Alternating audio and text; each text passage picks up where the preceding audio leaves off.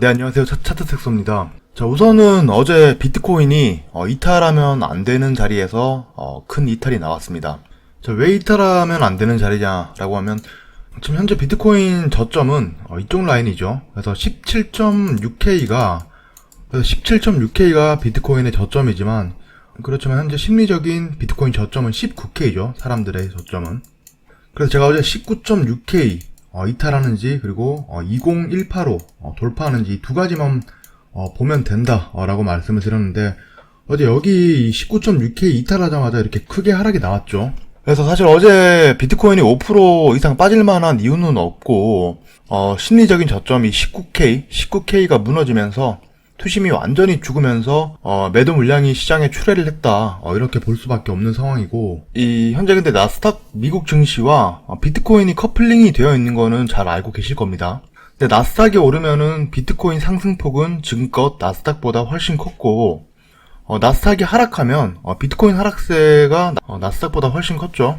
당연히 변동성이 미증시보다 비트코인이 훨씬 크기 때문에 어쩔 수 없는 거고, 단지 이제 현재 상황은 나스닥이 상승하는 날보다 하락하는 날이 더 많다라는 거죠. 그래서 코로나 터지기 직후에 보면 비트코인이 3K였어요. 3.9K였는데 코로나 이후에 비트코인은 69K를 찍으면서 1565%가 상승을 했고, 나스닥은 코로나 때 저점이 6625포인트, 그리고 고점이 770포인트죠. 그래서 148%가 상승을 했고요. 그래서 당연히 코로나 이후로 비트코인 상승세가 훨씬 가팔랐기 때문에 조정이 나올 때도 증시보다는 당연히 조정이 크게 이루어질 수밖에 없는 상황이다. 너무 많이 올랐으니까. 자, 근데 이제 이렇게 하방 변동성이 크고, 어제도 말씀드렸다시피 김치 프리미엄이 한때는 5%에서 많으면은 12%까지 육박을 했었는데, 현재는 0%에서 한 2% 정도의 김치 프리미엄이 붙을 만큼 이 코인 시장에서 항상 이 비트코인 폭락 매도 물량을 받아냈던, 2018년에도 받아냈던 한국인들도 이 시장을 많이 이탈했다라고 볼 수밖에 없는데, 자, 이런 하방 변동성이 클 때 현재 고래는 조용히 좀 매집을 하고 있다. 자, 현재 비트코인을 10,000개 이상 보유하고 있는 지갑수인데, 자, 고래는 원래 가격이 이렇게 올라가면 팔고, 가격이 내려가면 고래들은 다시 이렇게 매집을 한다. 이런 것들은 지금까지 고래들은 항상 이렇게 움직였고, 자, 그래서 보시면은 2021년 1월달 본격적으로 코인이 상승장에서 접어들었던 이 중간 단계인 1월달부터 이 고래들의 수는 점점 줄어듭니다. 그런데 이 고래들이 최근 들어서 계속 이렇게 매집을 하고 있다. 아마 한 이 정도 수치까지 올라오면은 이 고래들 지갑수가 조금만 더 올라오면 이 고래들의 매집 단계가 완전히 끝났다, 이렇게 볼 수가 있는데, 실질적으로 몇 개 안 남았습니다. 한 30개 정도만 더 들어오면 한 이 정도 수치인데, 지금 비트코인이 이렇게 크게 하락을 하면서 개인들은 팔고 나가고 있지만 고래들은 매집을 하고 있다. 이런 시장을 잘 이겨내야 된다 라고 좀 말씀을 드리고 싶고, 자, 2018년도에는 비트코인이 스캠이다, 사기다, 이런 얘기들이 돌 때가 이제 2018년도죠. 그때 이제 정부 규제 이슈가 나오고 비트코인 시장이 많이 빠졌잖아요, 그때. 그래서 보시면 이쪽인데, 이때 보시면은 비트코인 시장이 참 지금은 제도권으로 완전히 들어왔다라고 느낀 게, 이때도 상승장이었지만 거래량이 그렇게 많지 않았습니다.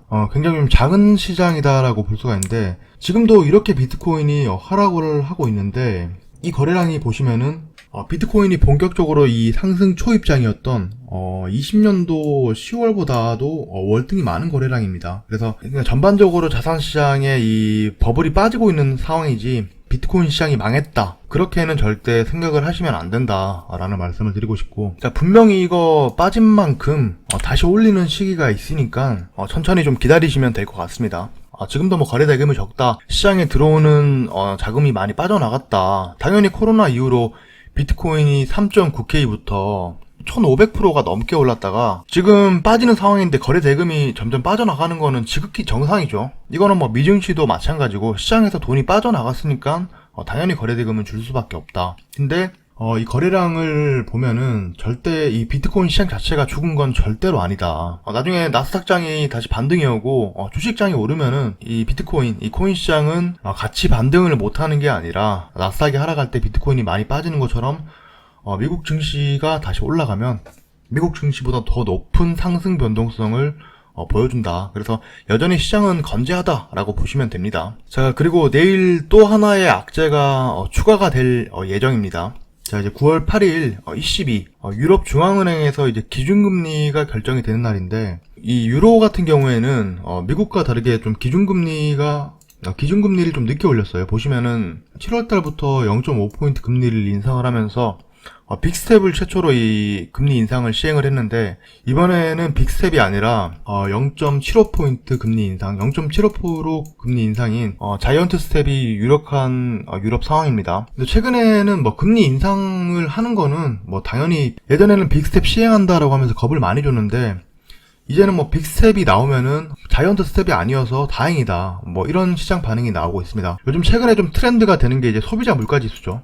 물가지수는 확실히 증시나 비트코인 시장의 이 반응을 좀 크게 하는데, 요즘은 뭐 금리를 하도 많이 올렸고 이제 올릴 수 있는 한계에 도달을 했다, 이런 인식이 좀 있어서 뭐 금리 인상에는 크게 움직이는 모습을 보이지 않는데, 우선 내일 유럽 쪽에서 자이언트 스텝이 유력한 상황이다, 좀 알고 계시면 좋을 것 같습니다. 자, 그리고 제가 이제 좀 전에 비트코인이 어제 이제 빠지면 안 되는 자리에서 빠졌다라고 말씀을 드렸는데, 자, 여기 19K가 무너진다라고 하면, 자, 6월달에 루나 터지고 이제 빠졌던 저점이 17.6K인데, 여기를 다시 테스트하는, 이제 테스트하러 가는 끔찍한 상황이 벌어진다, 이겁니다. 여기서 물론 이렇게 반등이 나와주면, 당연히 반등이 나와줘야겠지만, 자, 이제 여기를 이렇게 밑으로 이탈을 한다라고 하면 사실상 이제 뭐 어디까지 빠진다 라고 예측을 할 수가 없는 단계죠. 그래서 어제 좀 빠지면 안 되는 자리에서 빠졌다라고 말씀을 드렸는데, 다행히 지금 이런 식으로 좀 반등이 나오는 모습을 보여주고 있는데,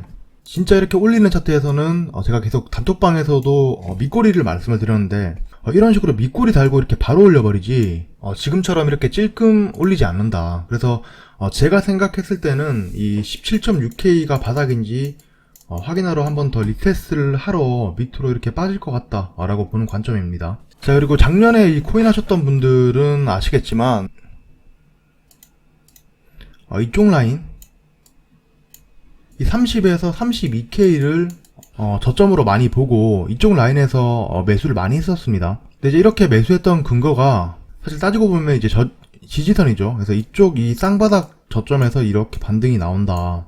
근데 이쪽 다음으로 좀 거래량이 많았고 강력한 저항선이다라고 생각을 할 수 있는 구간이 이쪽 라인이죠.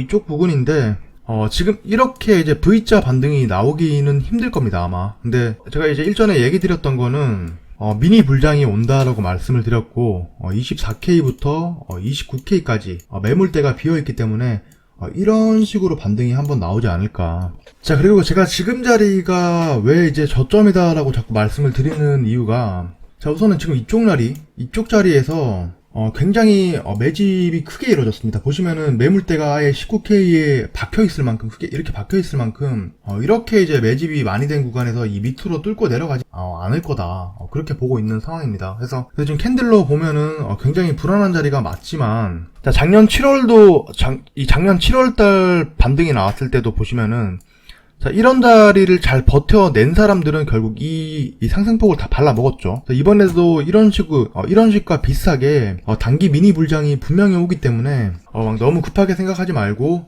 좀 기다리면은 32K, 적어도 이쪽 라인까지는 이런 식으로 단기 반등은 한번 온다. 자, 그리고 지금 보시면은 이더리움 클래식 해시레이트가, 자, 지금 8월달 보시면은 20에서 25입니다. 근데 지금 보시면은 42.26 테라바이트인데, 또 이더리움 같은 경우에는 보시면은 6월달부터 해시레이트가 지속적으로 떨어지고 있습니다. 근데 이거는 지금 해시레이트가 넘어왔다 이런 개념이 아니라, 이더리움 클래식 같은 경우에는 최근에 이제 가격 상승이 크게 이루어졌기 때문에 이 가격 상승에 의한 이 해시레이트 상승이다 라고 보시면 될 것 같고, 지금 제가 생각하는 게 어떠냐면, 지금 채굴이 되는 코인이 여러 개가 있죠. 제가 일전 영상에서 말씀드렸다시피 톤코인, 그리고 이클, 레이븐 이렇게 있습니다.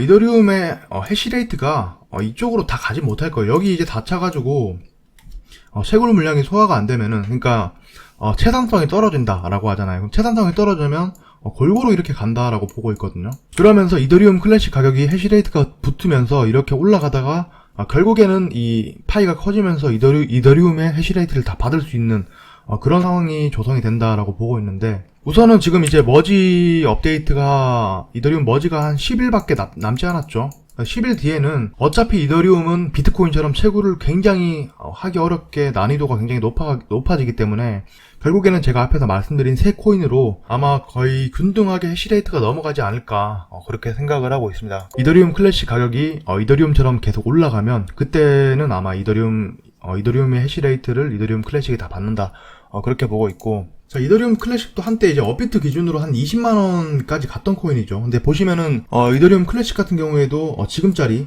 36달러 부근에서 매물대가 굉장히 두텁게 형성이 됐다. 그래서, 여기서 이제 매집이 많이 이루어졌다, 라고 보시면 될 것 같습니다. 그래서, 아마 시간이 지나면은, 이거를 막 지금 당장 이렇게 반등을 저도 봤었는데, 그러기보다는 좀 길게 들고 가시면은 분명 이렇게 가다가, 이렇게 한번 올라가는 구간이 나올 거예요.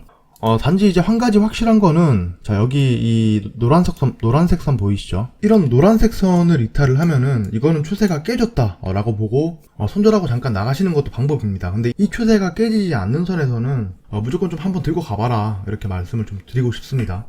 이더리움 클래식 같은 경우에는, 제가 생각했을 때는 조만간, 비트코인, 이 코인 시가총액 10위권 안으로 이 이름을 올리지 않을까, 그렇게 생각을 하고 있고, 자, 우선은 지금 이쪽 자리를 지켜내는지가 핵심이죠. 그래서 여기를 지켜내는지, 우선 1차적으로 대응을 하고 여기를 지켜낸다라고 하면, 그때부터 현물 매수, 그리고 선물도 롱 포지션을 좀 다시 잡으면서 길게 들고 갈 수 있는 물량을 좀 잡으면서 다시 한번 대응을 한번 해보도록 하겠습니다. 이상 영상 마치겠으며,